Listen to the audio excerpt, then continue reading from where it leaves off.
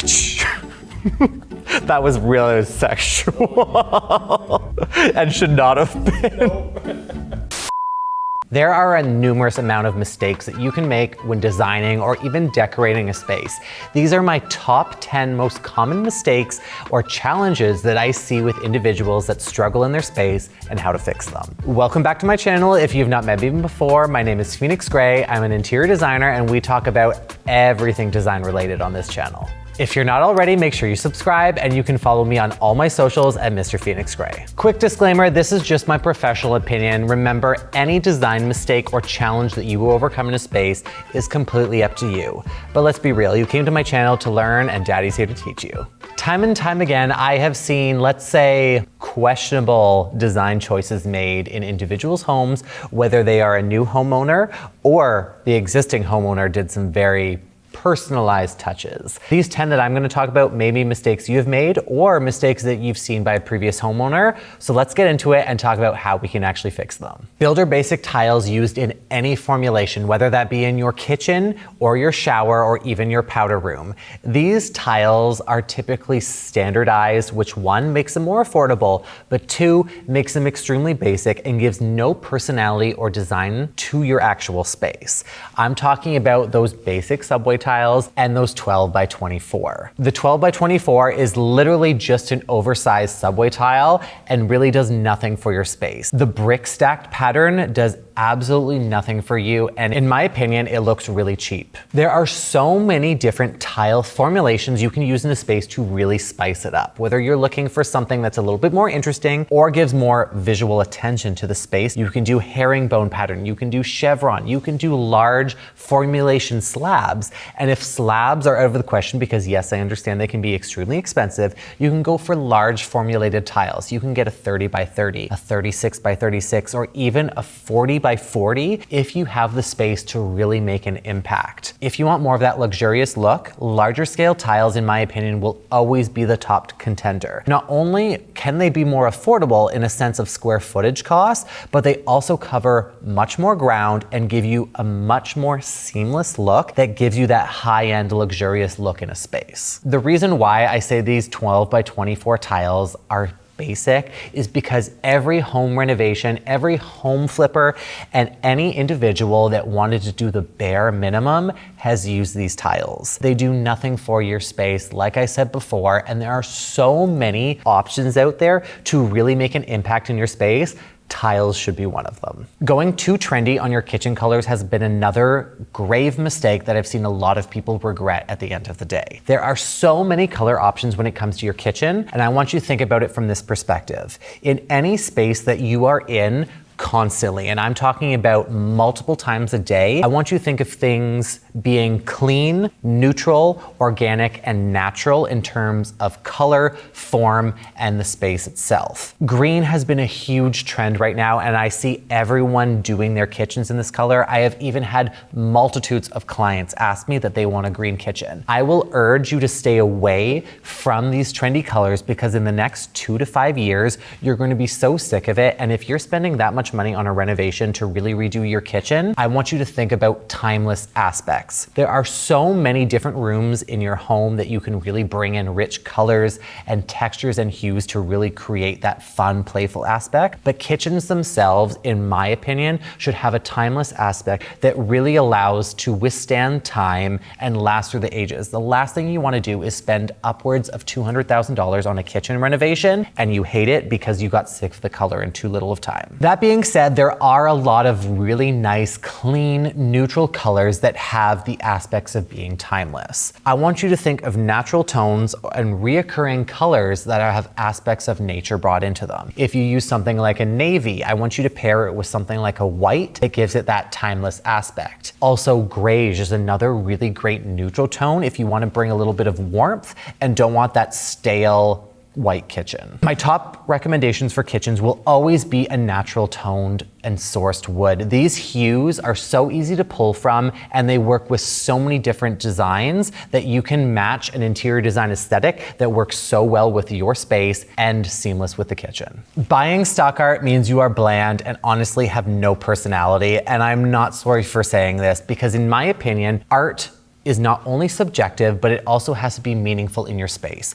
If you're going to HomeSense or HomeGoods just to fill up a wall with a $24.99 piece of 24 by 36 artwork that has absolutely no meaning to it, I would much rather your walls be empty in that sense. When it comes to art, 1, I want you to find a living artist. 2, I want you to support them and find something that resonates with you. Artwork is so personable into a space, and I find it really allows the person that lives there to resonate and share their personality of what actually gives them joy. If you're able to find an art piece that does that for you, it is worth investing in because you are looking at it every single day and it means something to you. Stock art, I hate to say it, is absolute garbage, and I would avoid it at every possible cost. Another challenge I find is individuals buying all their furniture from the same store, and Restoration Hardware girlies, that means you. All their stuff looks the exact same.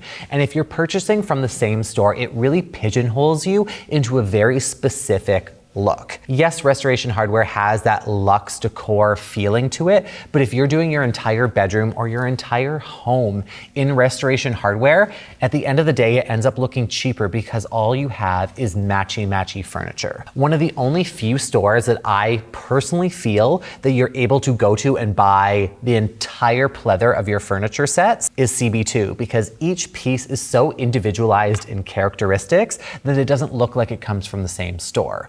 So when you're purchasing bulk furniture for your space, do not get those matching sets.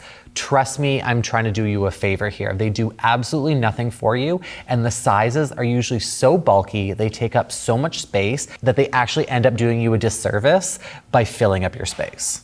My cardinal sin for design mistakes is downlighting in bathrooms. I know, it doesn't sound like your typical issue, but have you ever gone into a bathroom, let's say a public bathroom, and all they have is fluorescent lighting from either above or behind you? It makes you look like you're a witch. There are no possible good angles that you can put yourself in to make yourself look good in that kind of lighting. When it comes to bathroom lighting, I want you to think as forward, front-facing ambient light, not task light. Task light from above, like pot lights, really overshadow and accentuate a lot of really non-appreciated curves and shapes you have on your face that no one wants to see. If you're able to have something that has front facing, whether it be wall sconces, pendant lighting, or even an LED glow light from the backlight of the mirror itself, that's gonna give you the most flattering form and figure you can possibly have on your face that, 1, are great for doing makeup, and 2, great for taking selfies. If there was one thing I could get rid of in this world, it would be overhead lighting, so please do not make this mistake. Window treatments are another very questionable and personal taste that some people have. You either love them or hate them. I am personally not a fan of window treatments. I'm lucky enough that I live up high enough that I don't have to worry about those privacy issues, but most of the time, window curtains or any window treatments themselves are done incorrectly. You end up seeing a lot of spaces where they're installed like this. They are either too short and too close to the actual window, making the window frame smaller, or the actual curtains and drapes themselves aren't long enough, so it looks like you're waiting for a flood. This is a common mistake that I see all the time because most people buy pre-made and prefabricated curtain panels without measuring your actual space. An easy fix to this mistake is hanging those curtain rods well above where the windows are and making sure that they are between 6 and 8 inches outside of the actual frame of the window. This way that when those curtains and drapes are pulled from side to side, you're not impeding on the actual frame of the window, which allows more light in. This also naturally visually makes the space look much larger by letting more light in and expanding the wall with the decor on it. Another criminal offense that I find from a practical standpoint is not choosing the right grout for your tiles. A lot of people don't know this, but there are hundreds, and I'm talking about hundreds of colors that you can choose for the grout for your tiles, not just that standard white, black, or charcoal gray. Builder grade basic usually goes with charcoal or white. which can be great in most settings, but I want you to think of it from a cleaning perspective. Anything that's on your floor, if you're using a white grout, that shit is going to look so dirty so quickly, especially within your shower or the bathroom itself. And I get it, not everyone is going down on their hands and knees with a toothbrush to actually bleach out that grout. So I want you to look for a darker, more neutral tone that even as it gets dirty or ages, even as it patinas, it looks more natural with the actual tile you're choosing it for. When it comes to choosing grout for tiles itself for your walls, I want you to think about the dimension you want from it. So for example, in these photos, you're going to see a white subway tile with a white grout. You're also going to see it with a gray and a charcoal. You can see the different level of dimension and contrast you get from the white and black grout that really allows those tiles to stand out versus the gray that gives it very much that neutral. Having a white grout with a white tile really allows that expansion, so you don't have that disconnect between the tiles, versus having the black is going to give you much more contrast and really allow definition on those tiles to make an impact. It can still expand that wall and the size of the space, but it draws your attention into it and gives you a focal point. Wood flooring options are hard. Pausing until you get that dad joke. It was so terrible. That was a really bad one. Whether you're going for engineered, hardwood, or luxury laminate, this price point is major when it comes to doing your entire home. One, I will always recommend doing the same flooring finish throughout. I see a lot of disconnect with individuals that will choose one finishing floor for one floor and a different for the other, which creates that disconnect where you have the same visual plane that you see both, especially on those staircases. Another major mistake that I've seen over the past 8 years with flippers is gray. I want you to avoid gray flooring at every single cost you have. Not only is it extremely ugly, but there is no flattering undertones to a gray that really allow you to bring in decor and design into your space. Having a neutral colored floor, whether it be on the warmer or the cooler tones, really allows you to decorate and design around it, and bringing in pieces work really well with those undertones. Whether you go with a lighter or a darker toned wood, it really makes it foolproof as long as it is a natural color. You will never have to worry about matching undertones. All you have to worry about is if it has a warm or a cool, and every other furniture piece will go with it. This is probably the most common design mistake that I see people do. It is hanging art incorrectly.